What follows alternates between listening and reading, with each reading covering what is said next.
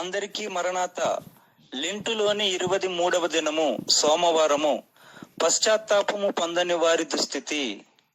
యేసు నామము కంటే ఏది గొప్ప, యేసు నామము కంటే ఏది, అన్ని బాగు చేసి ఉన్న నేడు, అన్ని బాగు చేయుచున్నా. యేసు మహిమ కంటే ఏది గొప్ప, యేసు మహిమ కంటే ఏది, యేసు నామము కంటే ఏది గొప్ప, యేసు నామము కంటే ఏది.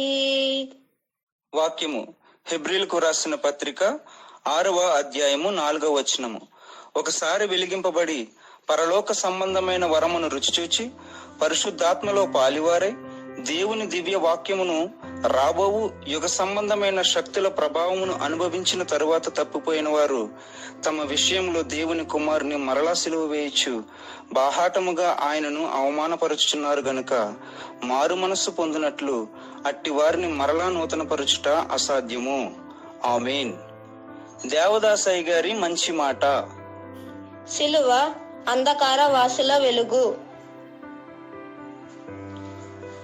ప్రార్థన.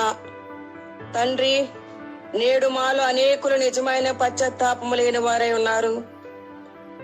మేమును నూతన పరచబడుటకు నీ శ్రమల ధ్యానములే మాకు ఆధారము గనుక హృదయమును కఠినపరుచుకునే దుస్థితి నుండి ఇక్కడ వారిని అందరినీ కూడా తప్పించి నీ తట్టు చూసి మారు మనసు పొంది నిన్ను మరలా సిలువ వేయని ధన్యత కలిగించుమని సిలువనాథుడని యేసు నామములో వేడుకుంటున్నాను పరమ తండ్రి.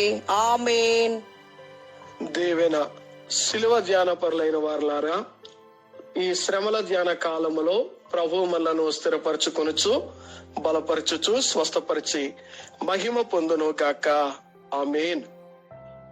Bible mission Hyderabad, gospel youth Hyderabad. మరణాత.